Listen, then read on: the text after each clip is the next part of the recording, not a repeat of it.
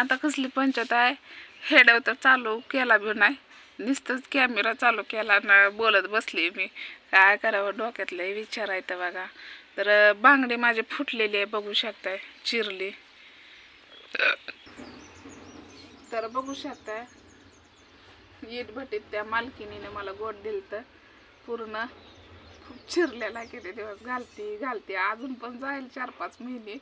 पण ही चिमट माझी मलाच बसायला लागलं आणि बानूला चिमटा बसू नये म्हणून ही दीक्षाचं गोट आहे तर शिल्लक जुनं. बघू शकता जुना याचं पण खडं ही पडल्यात का दिसलं का. ही दीक्षाचं गोट आहे तर म्हणलं चला बघावा येतंय का. मग आता नाहीत मला फिकू वाटत नाही अशा वस्तू का. किती खराब असले तर मला लिव वाटत.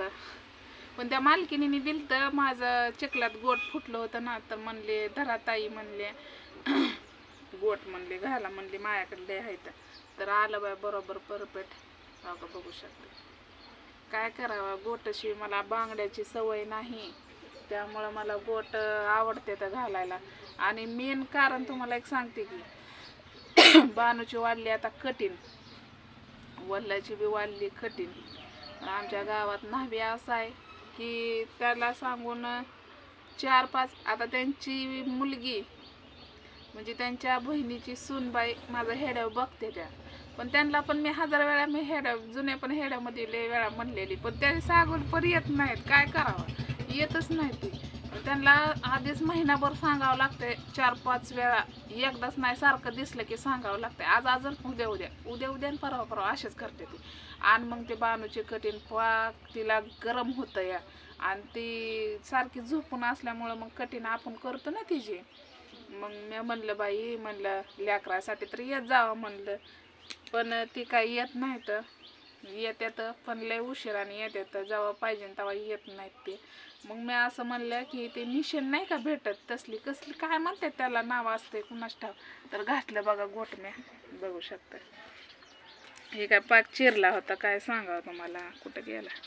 हां जेव्हा ती वस्तू पाक चिरत्याल फुटल तेव्हाच मी ती वस्तू का काढते. आता मशी गोट बी चांगलं होता अजून, पण ही कामातच तिथं फुटलेला तसाच मी घालत होते. पण बानूला सकाळी चिमटाच बसला, आंघोळ घालताना पाठीला असं धरलं होतं ना, चिमटा बसला आणि लागली वरडायला. लागलं तिला बरंच गोट. मग लावला मलम वगैरे. आता काय करतात मी तर काय मुद्दाम केलं का, माझ्या बी ध्यानात नव्हतं. मग म्हणलं नको बाई लेकराला म्हणलं लागतंय म्हणलं, आपल्याला माहिती होत ना. मग घातलं दीक्षाचं गोट, जुनं होतं घरामध्ये तिला आणून ठेवलेलं. आणि मला बांगड्या काय पटत बी नाहीत आणि बांगड्याची सवय पण नाही.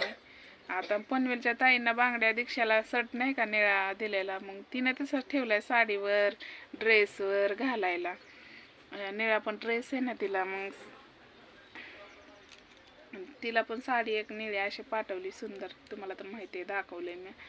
तर मला हे सांगायचं होतं की म्या ज्या माझ्या बहिणीसोबत गोष्टी घडत्यात आता घडल्या त्या, तर त्याच्या आधीपासून माझ्या नशिबात ते मी भोगले, मी सहन केलंय.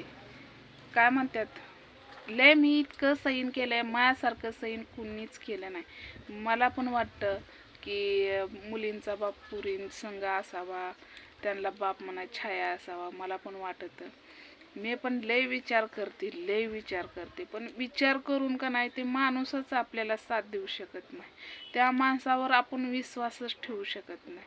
कारण भरपूर अशी म्हणतात की आम्ही संसार नाही का करत असं तसं. हो तुम्ही संसार करता, पण ह्या धर्तीवर तो माणूस का नाही चुकून जन्म घेतलेला व्यक्ती आहे. कारण त्याला जाणीव नाही की आपल्याला लेकरं आहेत, आपण त्या लेकरांचं बघायला पाहिजे. एवढी जमीन जुंबला जाऊ दे, त्याचं तर काय मला काढायचं नाही. मला देवाने 2 हात 2 पाय दिल्यात, मी कष्ट करून माझी लेकरं जगवू शकते, एवढी तर ताकद आहे. पण जोपर्यंत माझ्यात ताकद आहे तोपर्यंत मी लेकरांसाठी करणार. जेव्हा माझ्याकडे ताकद माझी पाक मी म्हातारी होईन ना, त्यावेळेस तर मला लेकरं बघतील का नाही सांगा बरं. माझ्या आईनं कष्ट, आणि ते तर डोळ्यासमोर बघतात की मी किती कष्ट करते. कारण कायच तुम्हाला सांगू, मी कष्ट करताना का नाही माझ्या घाम गळतो का डोळ्यातनं अश्रू गळतात मला कळत नाही. पण ती अश्रू मी पिते आणि घाम मी खाती अशा गोष्टी मी कुणाला सांगत नाही. पण आज त्या गोष्टी सांगायचा उद्देश असा आहे की कला माझ्यात आहे, भरपूर भरपूर कला आहे, मी जे पाहिजे ते करू शकते. पण आमचं गाव असं आहे की ह्या गावात काय केलं तर त्याचं चांगलं चाललं तर तिथनं कशाला घ्यायचं आणि जे घेतं त्याला पण फुगवायचं, असं आमचं गाव आहे. म्हणून मी म्हणलं जेवढे आपल्या ओळखीचे आहेत, सोशल मीडियावर भाऊ बहिणी आहेत, त्यांना आवडलं ती घेतील. आपल्याकडे स्वच्छता आहे तर तुम्ही रोजच बघता, कारण मी कधी पण कोणत्या पण वेळेला मी चालू ठेवते तेव्हा आपली स्वच्छता असतेच. आता हे मला घ्यायचं आहे कोबा करून. हे काय खडी आणली मी थोडीशी, रस्त्याची पल्ली होती, गाड्या वाहतात ना खडीच्या, ते पल्ले होती, मग आणली एक पाटी, ढोका हातरली, तिथं खडगा पडला होता तरी तेवढं राहिलंय पाटीपर्यंत. आता मस्त हे कोबा करावं म्हणते, पण अडचण आहे जरा, पैसा प्रत्येक गोष्टीला लागतं का नाही. तसं माझं नाही की आता हे मला जरुरी आहे आणि हे मी केलंच पाहिजे असं नाही. जे मी आहे जे बघून सगळ्या गोष्टी हँडल करते, पुढचा विचार करून, कारण मी त्याच्यातनं गेलेली. आत्ता माझी बहीण त्या दुःखामध्ये आहे का नाही, त्या दुःख मला नवरा असून पण मी भोगलेलं आहे. त्यामुळं का नाही मी तुमच्यासोबत काहीच मी शेअर अजून केलेलं नाही.